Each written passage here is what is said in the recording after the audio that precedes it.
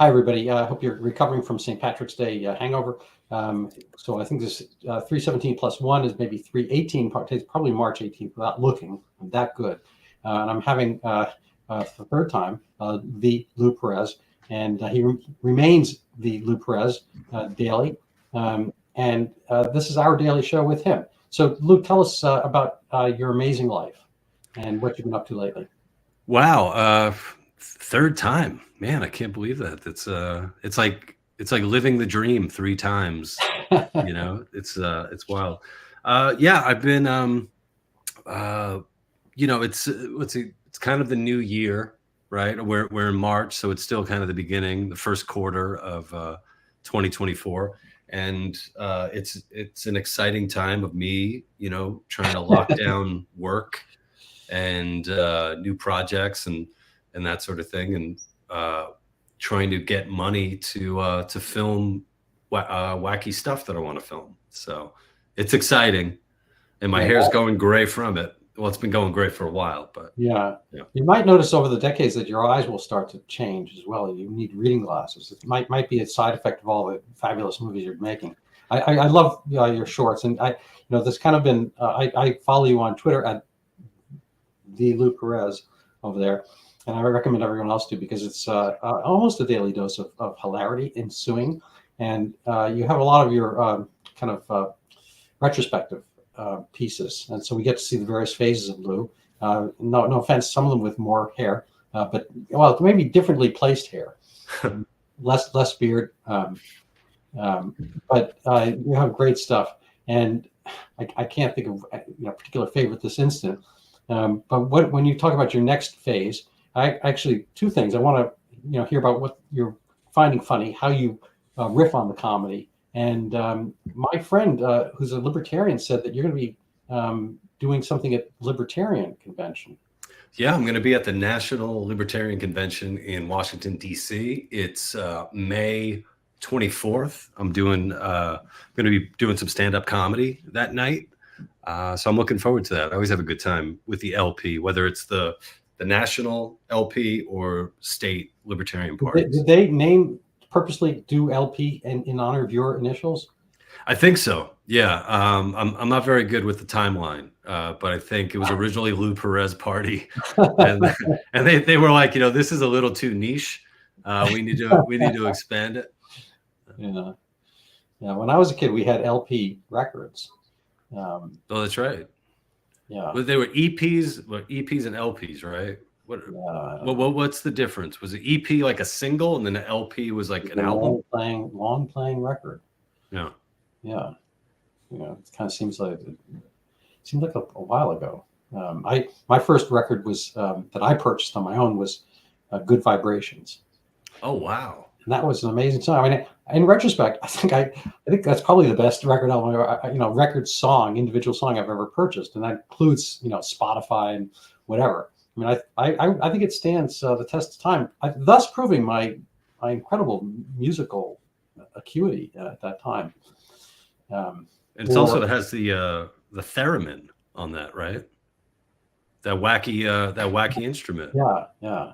I know. I have a good friend of mine who I've worked with. He's a director of photography. Paul Rondeau, his name is, and his wife Jen. She actually plays the theremin, like she's trained in the theremin. So she used to do live gigs and that sort of thing. Yeah, I didn't know anything about that way. I just had the record with the big hole in the middle, single. I don't remember what was on the other side. But I played that a lot. It's kind of like you actually, it's you come up with all these kind of temporal metaphors. Like roll the window down. Not really metaphors, but the record's wearing thin, and you're on repeat. Some of these things don't really, you're skipping. Those things made sense at the time. Yeah. When it came time for me to buy my first album, they were CDs. So the first album I bought, the first CDs I bought, because I bought them together, was they were the band Tool, their album Undertow, and then the band Soundgarden, Super Unknown. So those were my two. And there's definitely something about, it's similar to The Record in that you're possessing an object, like there's, and I still have like my CDs. I don't have a CD player, but I still have like some of my favorite CDs from when I was a kid. And music used to be so important to me when I was younger. I used to, like, every single week I would go to the mall at some point and just buy CDs. And I would even go into like the discount section. There's like a discount bin, and I would get like, oh, this is like $2. Oh, this seems interesting. Absolutely. Like, what's acid jazz? I don't know. Let me go and get it. And and when I was younger, I kind of had like OCD in a certain respect. You had OCD. Did you have OCD? Yeah. Or what? I'll explain, and then you're probably going to be like, well, no, you're not. Really wasn't OCD. It was just something. Well, around that time, like middle school, high school, I used to have my CDs, and I would have to put them in alphabetical order. That was very important to me. And one day, I went and I was looking for an album. I take it out, and the wrong CD was in the case, and I was like, what the hell? And unbeknownst to me, my friends earlier that week had gone through all of my CDs and fucked them all up. Like on purpose. Now I bet if I had like real OCD or like a really bad case of it, I would have hanged myself. Oh no, you would have done better to have hanged them. Ugh. Well, that's kind of mixing OCD with psychopath, but yeah. Oh, here's something. So when I was a kid, when I was much younger, I would have to count in my head and like say numbers sometimes before I was able to do something. And I think it was like 16, 17, 18, 19, 20 was sort of the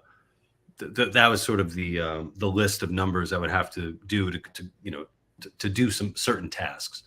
So I always had stuff like that, and I had like a neck twitch and shit, like a tick. Oh yeah, no, I think first of all, I think it's a guy kind of thing for the most part, and I don't think it's unique. I mean, I think I have elements of that, but I don't. It's not like official, and I don't do a lot of things like that. I just kind of live a regular life for the most part. But I remember as a kid, there was one moment in my life where I was doing this cough thing. I had to clear my throat. I was maybe 7 or 8 years old, and my mother was, I guess, driving my mother crazy. It didn't drive me crazy. And that's just stopped. But it was like, I was thinking I'd be sitting there thinking, why am I not clearing my throat? I could clear my throat and it would really not be bad, but I could also not do it. It's just kind of like thinking about it. And then I guess it wound up in this thinking phase, and then it's just stopped. But I think the categorizing part is really deeply entwined with the male character. I think that's what we do. We talk.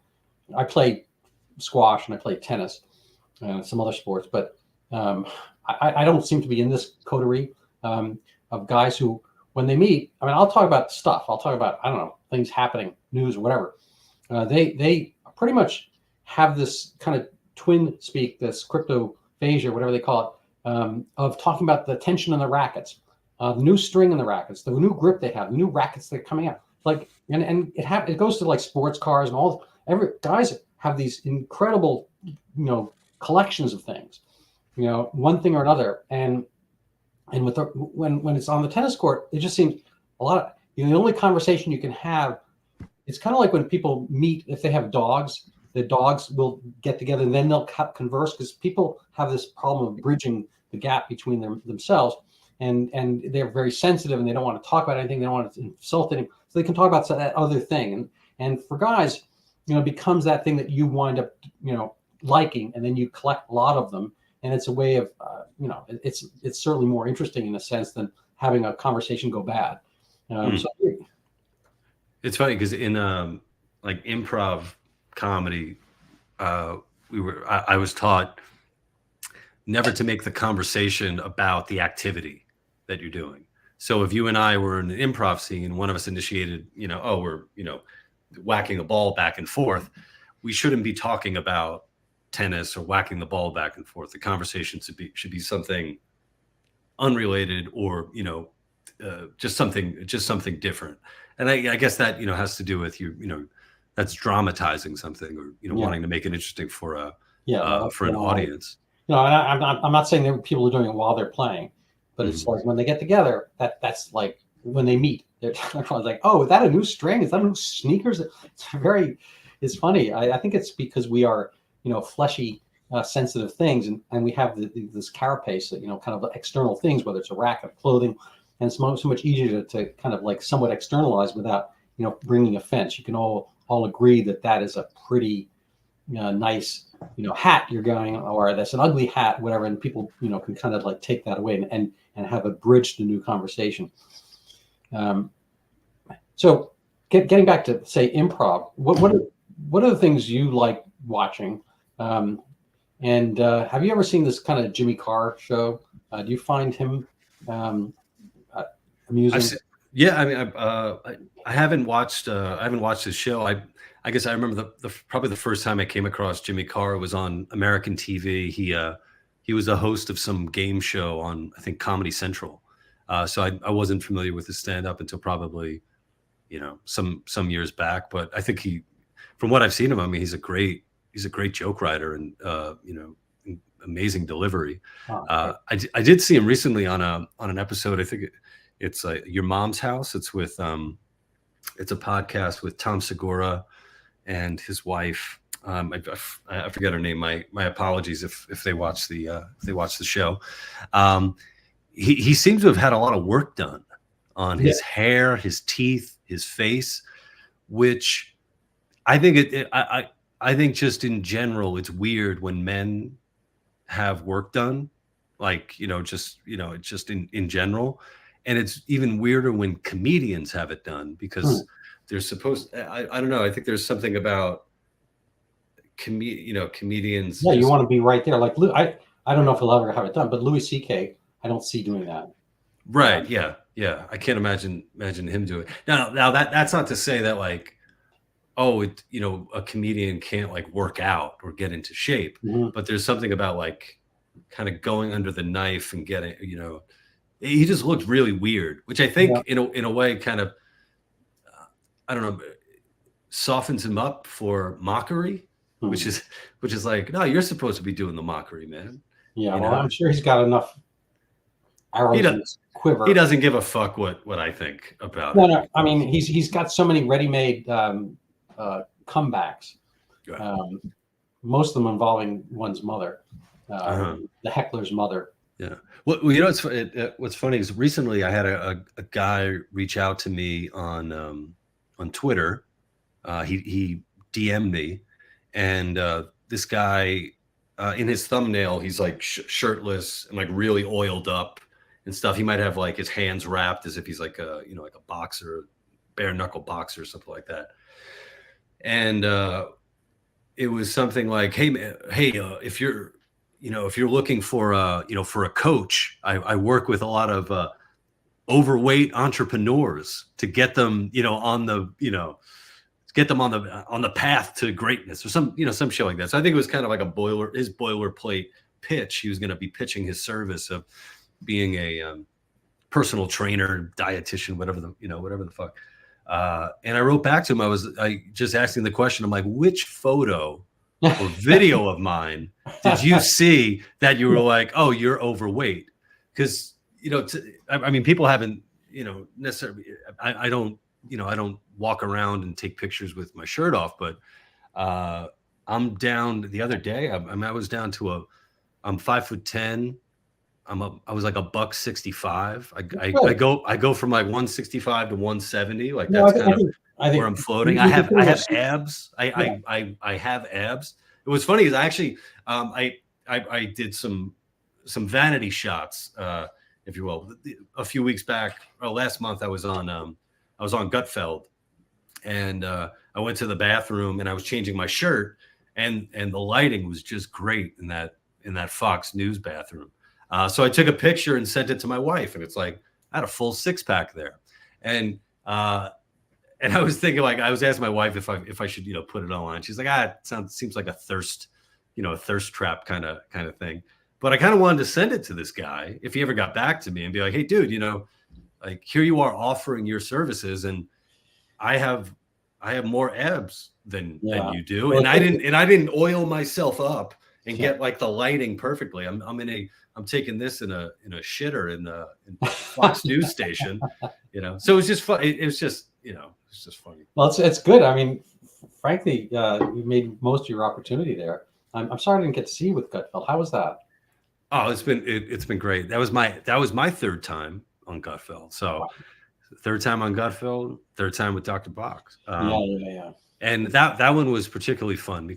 We shot it on it was on a Friday, and the studio audience he had was just amazing. They were so loud and just so into being there, and everybody on the panel did really well, and it was great. Yeah, I've had just great experiences being on Gutfeld. Hope he has me back. So. Yeah. So, do they give you any concepts or kind of boundaries? Or questions, topics that you might cover? Do you get to prep at all, or is it kind of spontaneous? They're really good as far as like kind of like letting you just be yourself and do whatever say whatever you say. Actually, the first time that I was on, I was like, I was like, oh wow, everybody here is giving opinions that I didn't expect. I felt like, oh, everyone would kind of be on the same page or blah blah blah, and it's like, oh wow, everyone's kind of different. So I'm definitely I will make a promise to myself to go check that out. Yeah. So I always like you're kind of one of my wake up spots on X. Twitter. Thank you. And I don't know. I guess the algorithm has it right in this case. You can't complain. I mean, it doesn't mean that I want to see adverts for you all blessed, but I think your takes are really good. I like your bloodbath one. Did you actually take a bloodbath this morning? No, I'm not. When I'm wealthy enough, I will definitely be bathing in the blood of as many virgins as I can. I think it only works if it's virgin blood, right? Isn't that is that the connection between what science and body hacking? Are you looking for? What species? Oh, I mean, human. Right? Oh. I mean, come on, man. I'm not going to go to my local butcher and be like, "Hey, can I get 20 gallons of pig's blood?" Like, no, man. I know you got to be careful. Stuff can clot.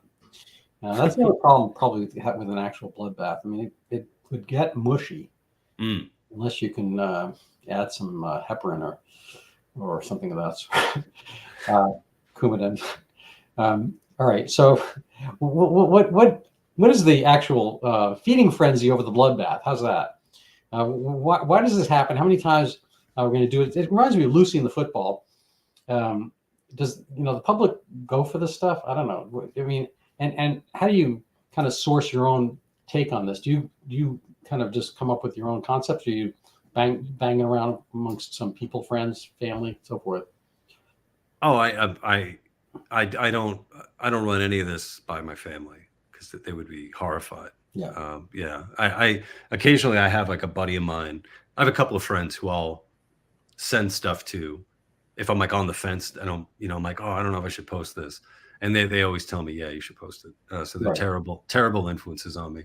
But the bloodbath thing, years ago, I made a video called "Stop Making Me Defend Donald Trump," and it was basically about a guy who doesn't like Donald Trump, didn't vote for him, but gets annoyed when he hears people talking about him and just, either, getting what he said, wrong, or just making shit up completely.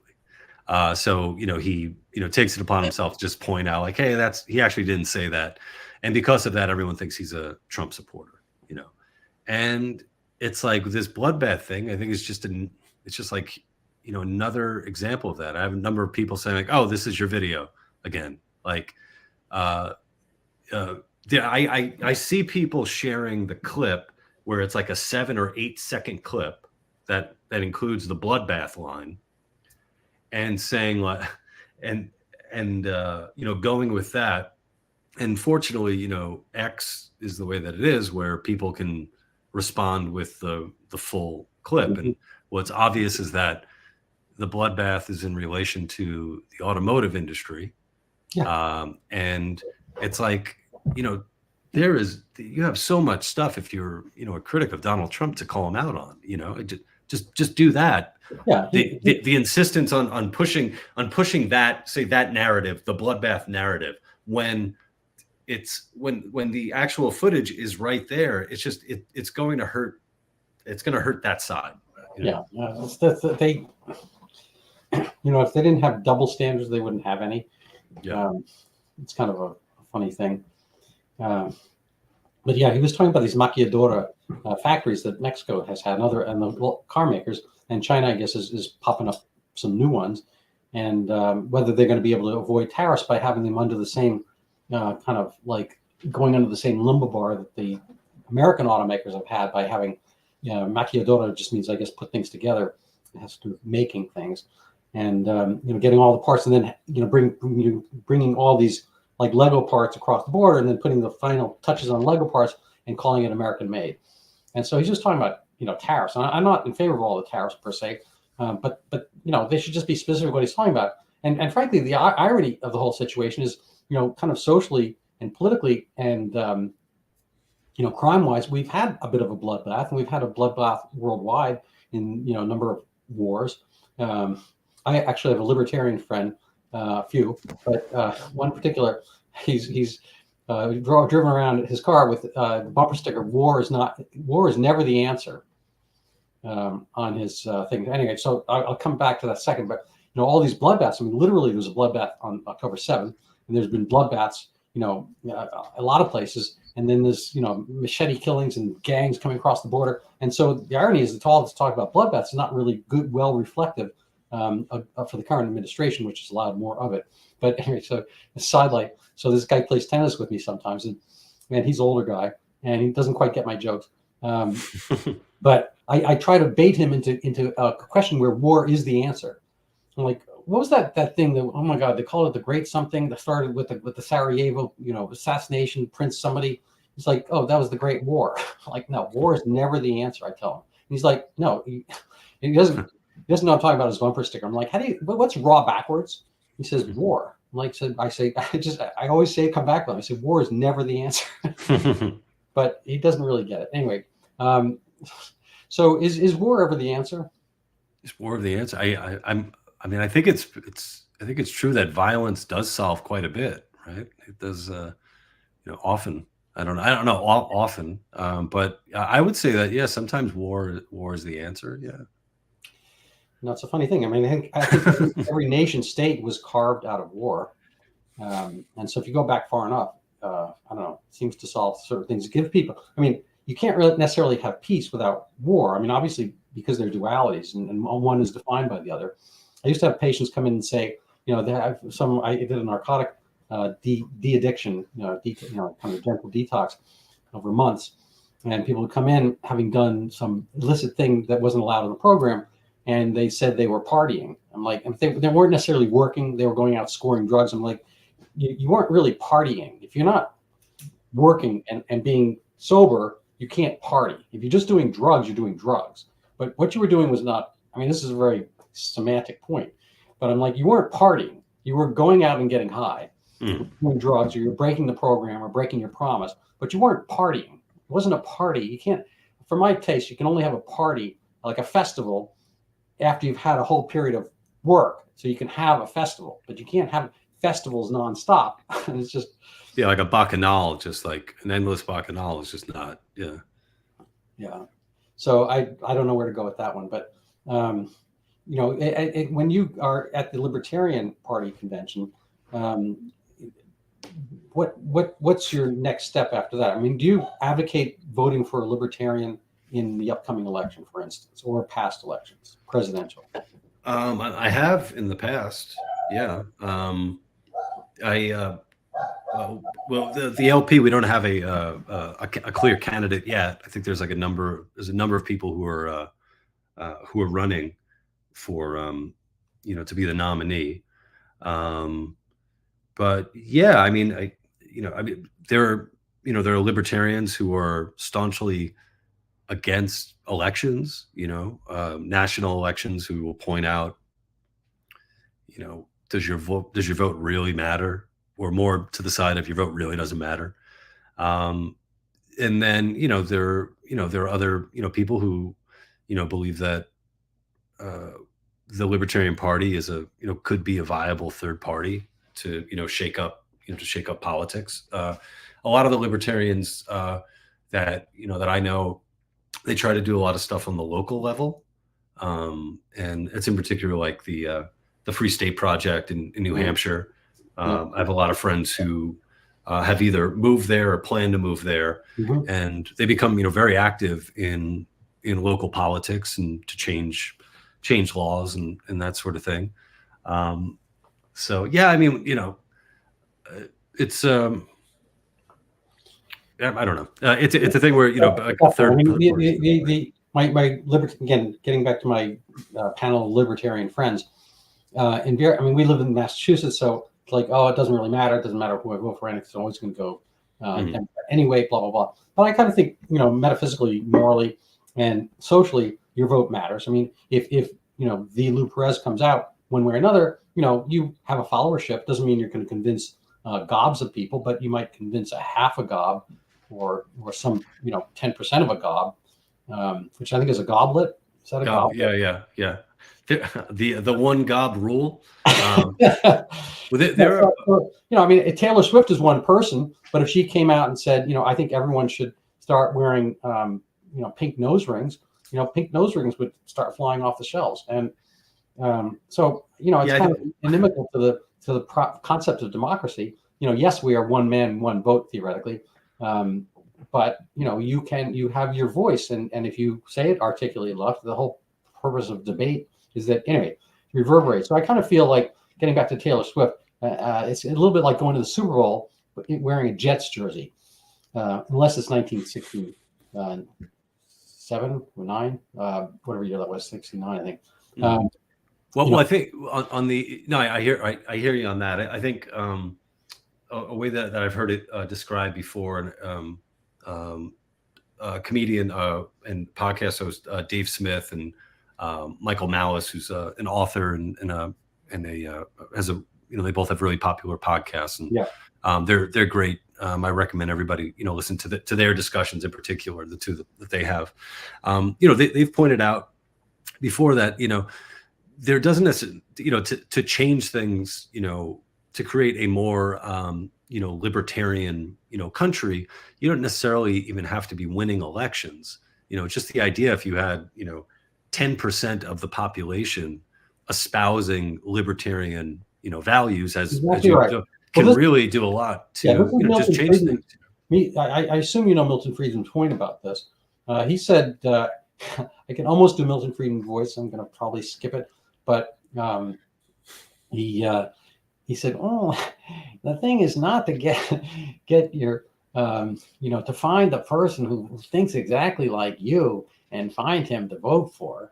The idea is you have the people who are there and you get them to think like you." You basically do your own what you're saying. You do your own politics. If you get a followership, he predated Twitter, but and the politicians will come around to you. Their views will change because he's into the marketplace, and he's granting that politicians are, whatever the nice word for whores is, prostitutes, or whatever. And so be it. I mean, that is kind of the essence of politics, that they are political animals. They are going to listen to the polis, the people. And so if the polis says one thing, then they're going to do it. And so the idea is that you mold your politicians by political action. And that is the way things play out. So, I think a lot of people looking for purity in their politics. And I think the problem with libertarians, or the party aspect of libertarian, is that people are looking for this perfection, this perfect candidate. They can never vote for Trump. They can never vote for Biden, whatever, or Hillary, whatever, because they're not libertarians. Well, obviously, duh.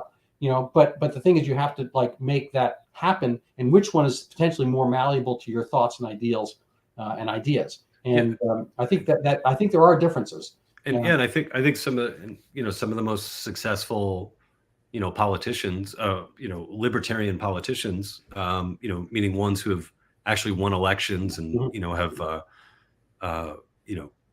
served, you have, Ron Paul, Rand Paul, Thomas Massey, Justin Amash, and, they won as Republicans, Yeah. so. I think that is indicative, because they all have R after their names, at least when they're on the floor there. And I mean, does Ron Johnson count? I don't know. I don't know how whether you guys consider him, but those are forthright guys, and I think the Republican Party is a little bit more habitable for libertarians than the Democrat Party is, mostly because the Democrats are much better at being a party.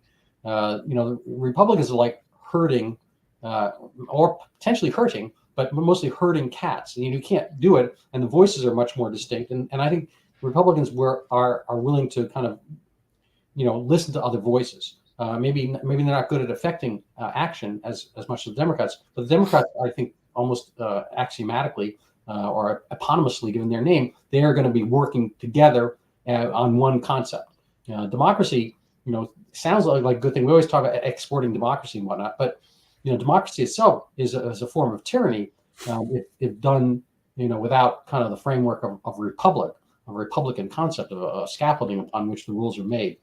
That's awfully light topic. So yeah, I'm definitely not a fan of democracy. So especially when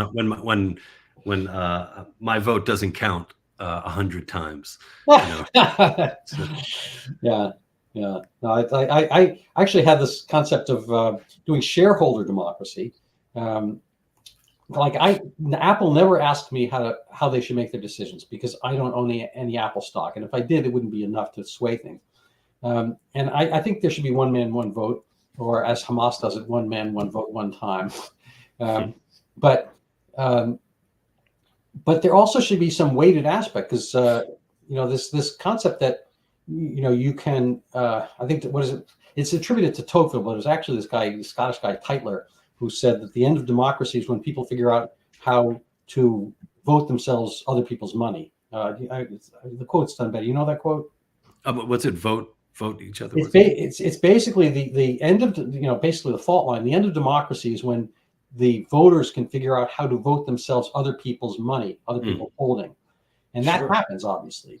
And it's ironic that so my concept of shareholder democracy is that if you could get your whatever line 37 of your 1040 would give you some fractional extra piece of a vote. So that higher that number is, it wouldn't maybe it just go between you'd have one vote because you're you, and then there'd be some extra percentage of another vote. And so if you're Elon Musk, you're paying billions in taxes, you get that full extra vote. And probably you and I, if your line 37 is, I'm just coming up with a number, let's say some $100,000, whatever, you maybe get a tenth of an extra vote. So there's some extra aspect because you're a tax-paying customer and you're a shareholder in a sense, you're putting money in. And I'm sure this would be thrown down and called whatever name really quickly. But, this concept of, if you're paying something in, you're going to have maybe a little bit more entitlement to say something. I use the entitlement word there. Yes. I mean, I can understand that. I've actually, I've been saying that I don't think the government should have any idea how much money I make, and I guess in order to be able to, make that happen, obviously. So here's another light topic. What would be what's your favorite taxation system extant worldwide, or should there be any taxation system or fees and tariffs, or should the government not get any money at all? I mean, how does that all work out? Oh, I mean,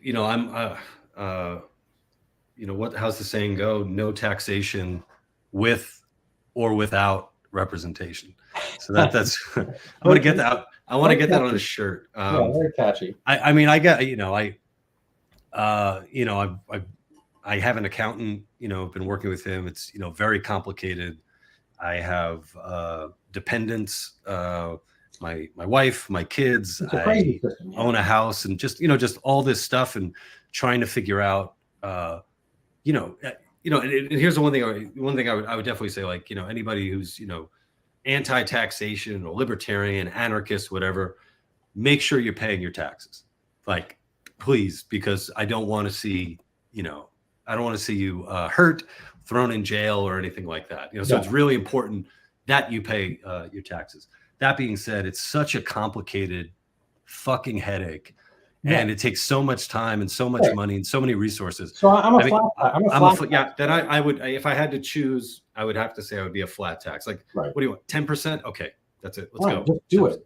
Just do it. And actually, I came up with a system which I've run by some, economists and whatnot, of no tax, but the government just prints a little bit extra money and purposely inflates the currency based on let's say, and I don't want to do the numbers here, but let's say your baseline, if the government were honest, like for the previous 30, 40 years, we had an inflation rate low, like 2 to 4%. Now it's 8% because they did COVID and they just made extra money. So we know when you make extra money to pay crap, you're going to inflate the thing. And inflation is basically a broad tax on everything, not just your income, but your assets, which is so it doesn't have to be as much as, say, 30% of your income, because you're also taxing everything on earth or in that country. And so my idea was just get rid of all taxation, all accounts, all accountants, all sales tax, everything. Every toll booth, basically, you have to stop and think about how much you're paying. And you get rid of April 15th, not the day itself, because then that would make April. That would throw off so much. It would throw off. It would be like farming, daylight savings time on a wide scale. But some mind blown. And so the government, when it wants to pay for the military, it just makes that much extra money and pays themselves first, and then it filters out through the system. And that would inflate, yes. But I think based on all the smoothing out and all the extra time we would gain and money we would gain by not paying accountants, by not doing receipts, by not figuring out our farm, renewable products, solar panel dependent, blah, blah, blah. It was just like, oh my God, it'd be so much an easier system. Or conversely, we should do it so every time you go through a toll booth, you have to announce your income and spend 45 minutes. Anyway, that's probably something that will never happen. So for lighter topics, yeah, bloodbaths, taxation. What else do we got? I don't know how the wife and kids. Better today. We for the past for about a month they had like a pretty bad like cold and cough, and then we just got over a family stomach bug. So it started with the oldest. No, it started with the youngest, hit the oldest. Then when they were okay, then it hit my wife, and I fortunately dodged it. So I don't know if I'm the what's her name? Not COVID Mary. Typhus. Typhoid Mary, who I hear actually was. I hear she gets a lot of blame, and she wasn't actually. Turns out that she wasn't actually the cause of. It was her sister Agatha. Wow. No, I have no idea. Oh. Yeah. So something. Yeah, something I would say for anybody out there. There's very much. I see a lot of stuff online, like very much like anti-kids and stuff like that. One of the realities is that when you do have kids, you're going to be dealing with really strong, virulent sicknesses that they bring into your house from wherever the hell they bring it. And, you could be sidelined for a good amount of time. So yeah, I remember the last time that I had a stomach bug, I think, probably like, it was like 2 years ago. And it was kind of a similar situation. My kids were sick. I thought that I was okay. I was going to beat it. I went back to Brazilian Jiu-Jitsu to train. And after, because I hadn't been to BJJ in a while, and after it, I was so beaten up that I started retching outside in the parking lot, just vomiting terribly. And I thought, well, man, I'm really out of shape. Like, I must have got my ass kicked so bad that now I'm puking. And it wasn't until the ride home that I'm like, oh, I got the bug. And who knows how many sweaty men I gave the bug to that night at Brazilian Jiu-Jitsu.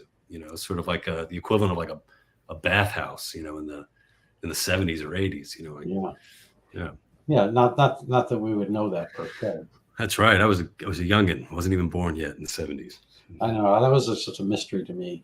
A good fraction of the time I was unfortunately or fortunately, sitting away in medical school and residency, kind of slaving away all of these big culture. If I had known I could, have, lots of quasi-penetrative sex in a bathhouse anonymously, I don't know. I suppose. Yeah. I probably wouldn't have done that. Actually, I belonged to the YMCA. Yep. In Boston, and it's one of the oldest ones. And they had squash courts. I was doing that, and I befriended a squash player who's a brilliant man and well-known historian, author, serious type. One gets in the New York Times Review of Books. An expert, geopolitical expert. I'm not going to say much more identifiers, but the YMCA had, because why not? They had steam rooms, but then they had like a adjunct steam room, which you had to go up some special stairs, and it was just kind of like sitting in its own place. It was accessible only through these stairs and a branch of the regular steam room. And apparently, he got caught in flagrante delicti, whatever it is, with some friends, and so it's probably no coincidence that the Village People had that song.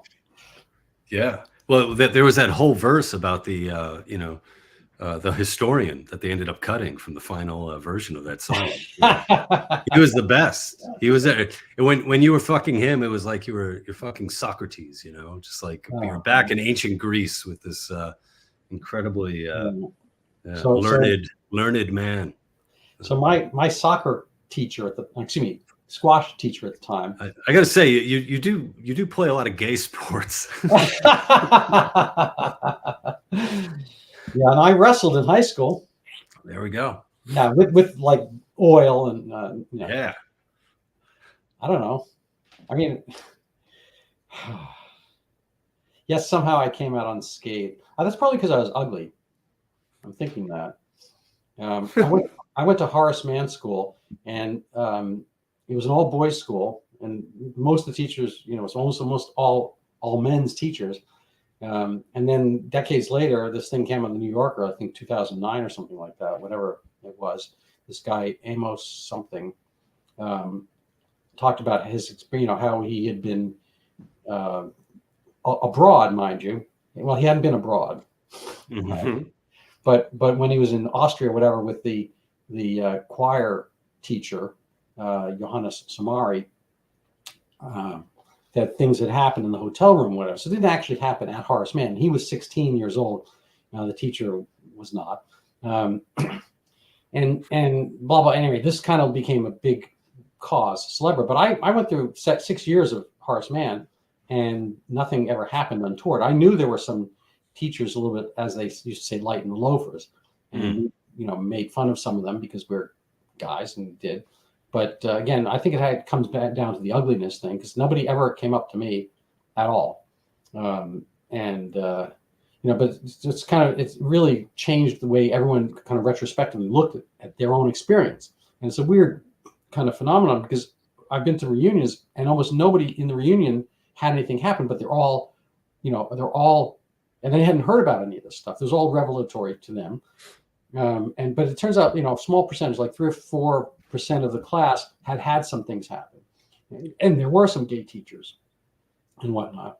Anyway, what's the point of this story? I don't know.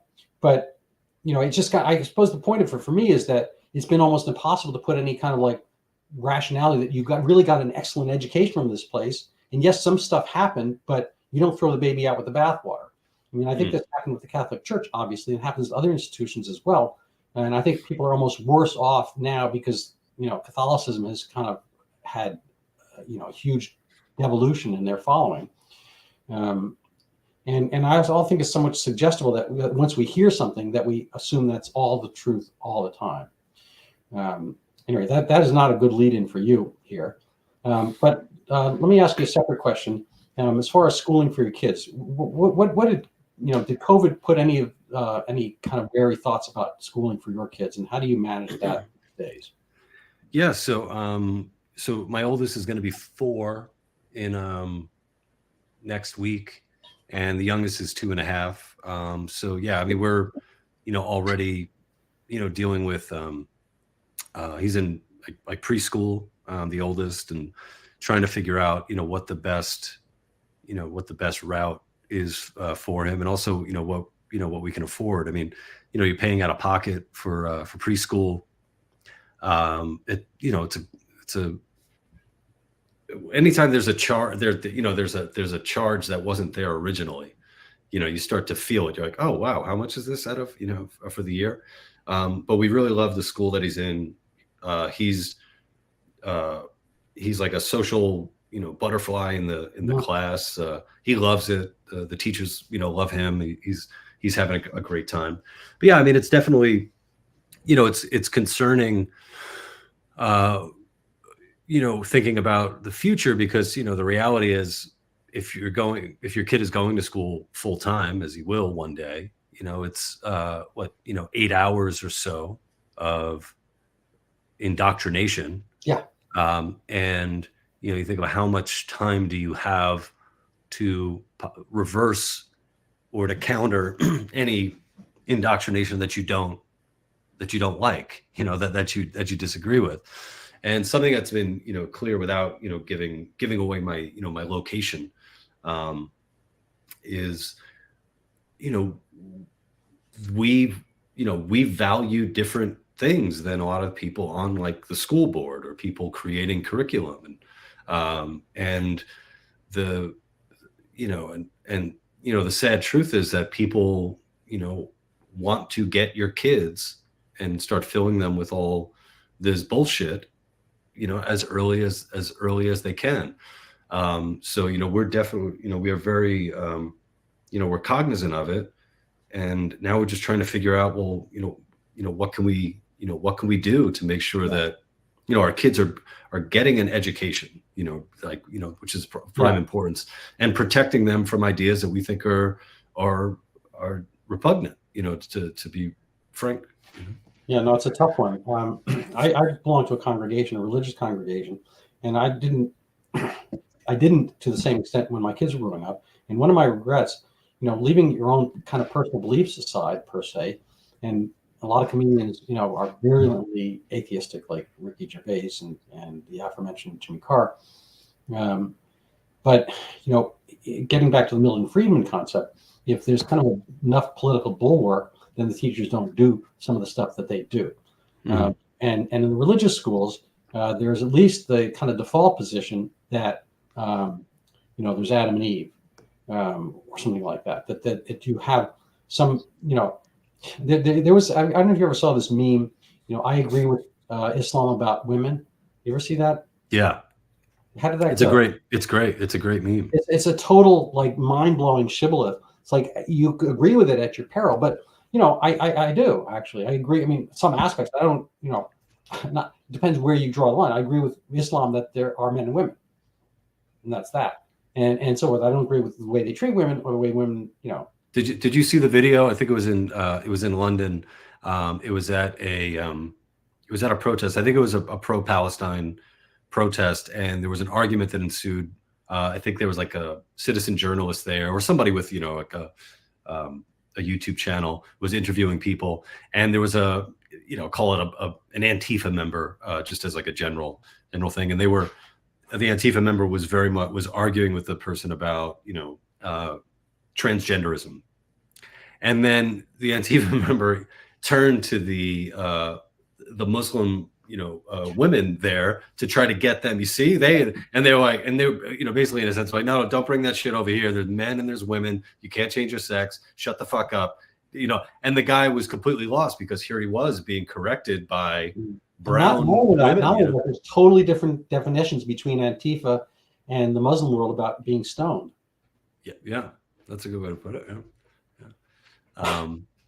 But yeah, it's one of the things that I've over the years that I've just come to accept is that, the idea of universal values is just bullshit. The idea that we all want the same is bullshit, completely bullshit. And you have to navigate the world with that. I have very little confidence that I'm going to persuade somebody who thinks that, owning property is evil, that owning property isn't evil. I don't even want to waste my time because there's no way that I'm going to convince somebody who's living in 2024, who's on their computer, typing away with a hammer and sickle in their fucking handle, that I'm not evil for wanting to own the means of production, my own means of production. Yeah. You know the Yakov Smirnoff joke about the two poor Soviets. So very briefly, it's like they're good buddies, they're comrades, and it says, "Comrade Yori, if you were rich men and you had two boats, would you give me one?" "Oh, Gennady, of course I would." Blah, blah, blah. And they go back and forth with all the things they would, so. And this is, "Well, if you had two airplanes, would you give me?" "Yes, I'd give two airplanes." This is fine. So, "Georgi, if you had two chickens, would you give me one?" He says, "No." He says, "Why not?" "Because I have two chickens." That's great. Yeah. So it's like, it always comes down to the stuff. Like my son, well, I've got two sons. The older one is a libertarian, I think. And the younger one is very much, it's kind of like Bernie Sanders or something. But his property, he's a cartoonist and so forth. His property, is copyrighted. You cannot use it without permission. So that's always a nice thing. So your material, where can people find your material, and what should they do to pursue the Lou Perez way? Whoa. You can pursue me and follow me at thelouperez.com. That's my website, and there are links to videos that I produce and my social media there. And the big thing is, like, if anybody's looking to produce something, they want to bring on this guy, hit me up. Let me know what you're working on. Maybe we could work together. And do you do stand-up, improv, any of those things as well? Yeah, I do stand-up. Haven't done improv in years. But I do stand-up. I'll be doing stand-up in May at the Libertarian National Convention. And I'm putting together a bunch of dates this year. So does your wife approve these dates? These dates? Yeah, because there's no chicks. Oh, totally misinterpreted that. That's it. I do. My dates are just like Mike Pence dates. It's just me, my Bible, and whatnot. And so in starting in April 6th, I'm bringing back a show that I've been producing in Rutherford, New Jersey at the Williams Center. So if you, all that stuff will be on my website. If you want to, stay in touch with my live performances, I'll have all dates there and stuff. All right. Well, I appreciate your coming on, and I love chatting with you. Thank you. Very grateful for your time and effort. And I keep up, and I mean this in all seriousness. Keep up the great work. You are a beacon unto others and a light, and you're lighthearted, and it's comedy. And you put the comedy in comedy. Oh, thank you. I'm gonna go look up comedy. I used to know what that means. It means something. I think it has to do with amity, which is friendship, and comedy is whatever. It's something. Anyway, thank you so much, Lou. Appreciate it. Thanks, Randy.